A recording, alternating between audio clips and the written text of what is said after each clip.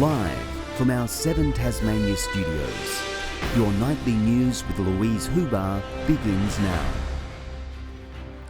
Good evening. We start with some developing news tonight, and there's been a breakthrough in negotiations between the state government and the Nurses and Midwifery Union. Let's bring in MAKENNA BAILY now. Good evening, MAKENNA. The union's hoping for workload issues to be quickly resolved. That's right, Louise. The Australian Nursing and Midwifery Federation has agreed in principle to the government's proposal. Some details still need to be fleshed out, but it means strike action is off the cards for the time being, although the latest action had already concluded with nurses walking off the job at the Mersey. The offer accepted only a short time ago. The union is hoping for a quick resolution to workload and pay concerns. Louise. And the Commission of Inquiry has been told improving the culture at Ashley Youth Detention Centre will take time. Commissioners also hearing from a mother who claims she was denied information about her son because she raised welfare concerns. And a warning, some people may find this report distressing. Another day, another round of damning critiques about Ashley. You'd only have to look and say there's no success stories out of Ashley that I'm aware of. I've never seen a young person who's gone to Ashley come out and go, that was a really great thing. I don't think the centre's ever had a good reputation. I think that's commonly known. Tasmania's custodial youth justice system boss today giving evidence. Appointed in 2019, she described the culture as inward-facing. It was very closed, very wary and defensive, I would say. Ms Honan telling the Commission numerous policy changes are now in place, but warned those new guidelines are still to some degree not enough. The entirety of reform that needs to happen for Ashley is systems reform. Also facing scrutiny about the handling of allegations about a worker accused of historical sex abuse. The director says she alerted the department's people and culture team. However, the person wasn't stood down immediately. Well, I would like to have seen him stood down while those inquiries took place. And that was the process thereafter for others. Denying she had the power to intervene, she admitted it wasn't an ideal situation. Well, I wouldn't say they weren't protected, but there was definitely a risk with this person still in the workplace. 2 other people giving evidence under pseudonyms. One, codenamed Eve, had a son serving a sentence at Ashley, during which she raised numerous concerns about his welfare. Files presented by the Commission lawyers indicated Eve and her doctor were considered a disadvantage to her son. Eve also testifying she'd seen notes which suggested staff were directed not to speak to her or give information because it might expose the agency. She also told commissioners she was trying to raise red flags, but no one was listening. Hearings will resume on Monday. John Hunt, 7 Tasmania News. Distress, you can contact Lifeline on 13 11 14. A multi-million-dollar project to redevelop a major Tasmanian freight and tourism port is one step closer to reality. A local company will work alongside a national contractor for the project, which is expected to increase capacity by 40%. Progress coming into dock on TASPORTS' $240 million Keylink project. A joint venture company between Hazel and Brady Marine, which has won the first major package of works to deliver T3, the first major part of the rebuild of this port. It was a competitive tender process and we're very, very pleased with the outcome. Working on the eastern side of the Mersey River, a new berth, wharf and infrastructure is planned. This is big for Tasmania, it's big for our local businesses and it's great for local jobs. On the first stage of the project we're envisioning about 50 people on site here, and then obviously that's supported by about 30 people off site. We generally bring key resources, major pieces of equipment and experienced personnel, but of course we need to supplement that with locally available resources. Part of the redevelopment will be specifically designed for the new Spirit of Tasmania vessels set to be delivered by 2024, expected to bring an extra 160,000 customers to the state.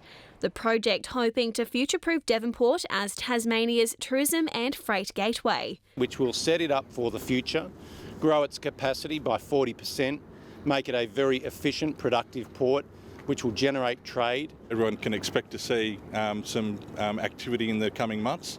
Setting sail to becoming one of the state's fastest growing ports. MAKENNA Bailey, 7 Tasmania News. And Tasmania Police is urging drivers to pay attention following a crash at Penna this morning. Dashcam footage shows a car turning right at the intersection of the Tasman Highway and Brinktop Road, colliding with a truck which didn't have time to brake. Inspector Jim Simmons says had it not been for the quick thinking of the truck driver who swerved, the consequences could have been fatal. Devonport is cementing its position as one of the main gateways to Tasmania with the arrival of the first Rex airline flight from Melbourne. The service was greeted with a traditional water cannon salute and marks the end of Qantas's Devonport dominance.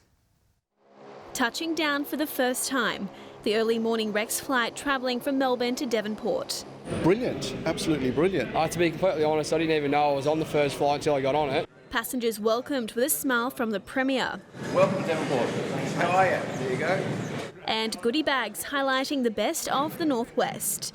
Rex will operate 2 flights during the week and a single service on Saturday and Sunday, offering competitive fares all while poking fun at the competition. We have the lowest cancellation rate of less than 1% of any of the airlines compared to 8% for other airlines. And so the other thing about Rex is you get to pick up your luggage at the end of the journey. The airline is expecting an additional 40,000 passengers to touch down in Devonport each year, offering a welcome boost to Tasmania's tourism industry. This extra capacity of a flight brings more people to Tasmania, and when people come to Tassie, they go away, they sing our praises, and we get even more people coming back. This will bring some tens of millions of dollars into the economy of Devonport and the region in Tasmania. And with tickets from $149, the new route is really taking off. This weekend is nearly booked out. MAKENNA Bailey, 7 Tasmania News. A breathtaking perspective of Tasmania's southwest wilderness is the people's pick for this year's Hadley's Art Prize. Martin Reck's pencil drawing depicts Bathurst Harbour in intricate detail. To the artist, patience and shutting out the rest of the world is key. I think you have to become almost like a Zen master, not think about the fact that you spent 8 hours on a drawing and only changed, this little square. A lot of people wouldn't believe this is a drawing, and they look at it really closely and just marvel at the skill. The exhibition is on display until Sunday. For the first time, a free female-only referee program is being offered to Tasmanians in the state's south. Football Tasmania is inviting girls aged 13 and over onto the field to learn the laws of the game and how to manage a match. We have the highest proportion of females in playing the game of anywhere in Tasmania, just under 30%. We don't have the same proportion in refereeing. It is needed, the women's only course, because it's such a male-dominated industry. It can be intimidating if you go to the course and you're the only female. Positions are still available for the 3-day program, which kicks off next week. Young patients being rushed to hospital can find comfort in having a plush friend along the way. A new batch of trauma teddies today donated to Tasmania's ambulance service. A frightening experience made a little easier by the company of a cuddly friend. When you think about being put into an emergency situation as an adult, it's confronting, it's scary, and often it's sometimes the worst day of your life. So if you then take a child and place them into that, there is a level of vulnerability and innocence that they don't understand what's going on. A local church stitching with the Country Women's Association to donate 140 handmade trauma teddies for children in need of an ambulance. We were given a very basic pattern to use. It enabled people who weren't really sewers to still feel like they were making a contribution. A selfless and time-consuming 25-year-old tradition. Trauma teddies that we are provided by the CWA and the church do go a very long way to bridging that gap and building a bit of a relationship and a rapport, just simply by virtue of giving them something warm and delightful to play with. The dolls have a blank canvas for children to draw on. Medical professionals also using the teddies to demonstrate treatments and surgeries their smaller patients may require. They might wrap them in bandages if they have burns or something like that. They get them to, focus on the doll maybe get them to show them where the pain is. At the end of the day, the teddy will go home with them as a lasting reminder of their inner bravery. BRIANNA, BOYLEN, 7 Tasmania News. Variety Tasmania is setting the tables for its annual Chef's Gala Ball tomorrow night. The third instalment of the event will feature live crosses to the kitchen to watch the chefs in action, along with auctions and special entertainment. Event organisers are hoping to raise more than $100,000.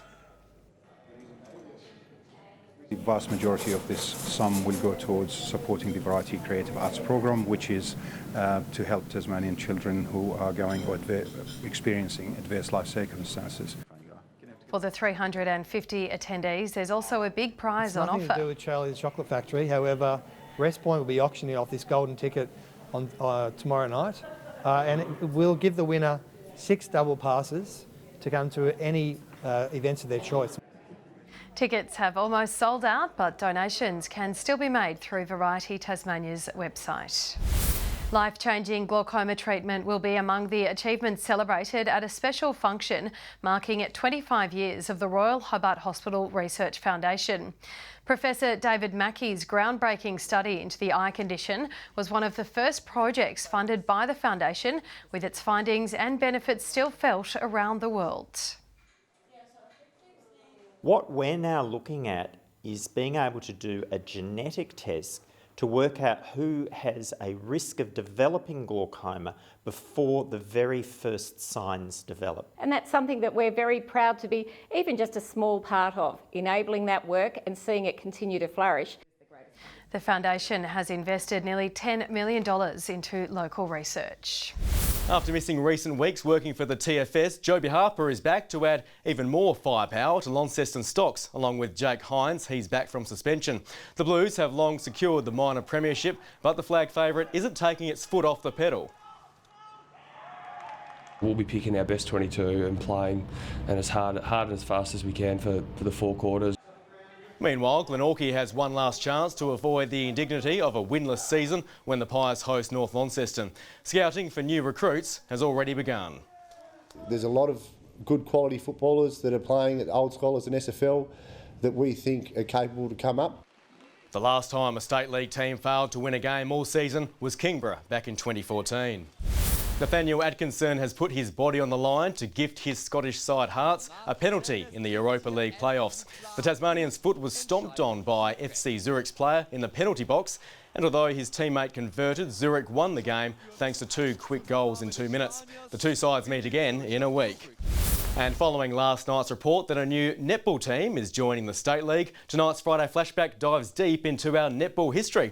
From local leagues to trans-Tasman clashes, the sport has had a rollercoaster ride in the state. Well, here's the opening of the 1975 netball season. Netball coverage on Tasmanian television stretches right back to the days when numbers, not position, were shown on players' bibs. Local competitions were covered extensively. And Ringarooma take on the rebound. Before Tasmania landed a huge coup in 1986 when Australia and New Zealand touched down for a trans-Tasman clash. Australia hasn't been very successful competing against New Zealand in Australia.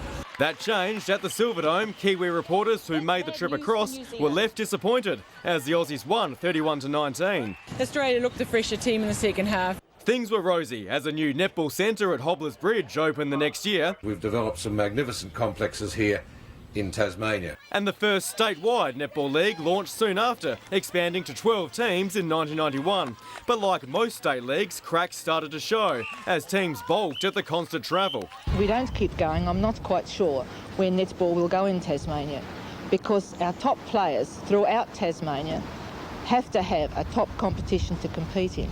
Making matters worse, thieves ransacked the Hobblers Bridge headquarters at the height of the State League's dramas. On the same night, a grand final dinner was taking place. But out of the darkness emerged a bright light, Natasha Chocolate, who in 2003 became the first Tasmanian to make the National Diamonds team in 25 years. Making the Australian team is something I'm very excited about. My feet haven't quite hit the ground yet. By then, the new Tasmanian Netball League has started to develop roots and lives on to this day.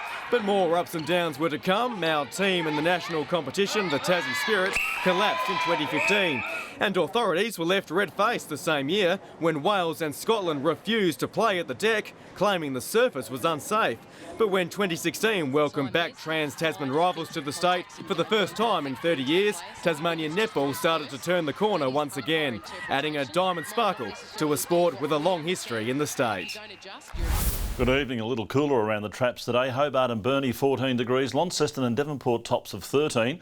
Just 15 was the warmest. That was recorded at Friendly Beaches and Denali. St Helens, Bushy Park, Smithton and the Islands all 14. Lowhead and Grove 13 and Strawn 12. Some rain over the past day or so. Tonight AM 42 millimetres fell at Darwin Dam, and today until 3 p.m. top fall was at Mount Reid. That was 10 millimetres. The cloud did increase from the west this afternoon, as you can see there. Here's the extensive area of cloud over the nation's southeast. Also cloud over southwest WA, but not much else over the nation.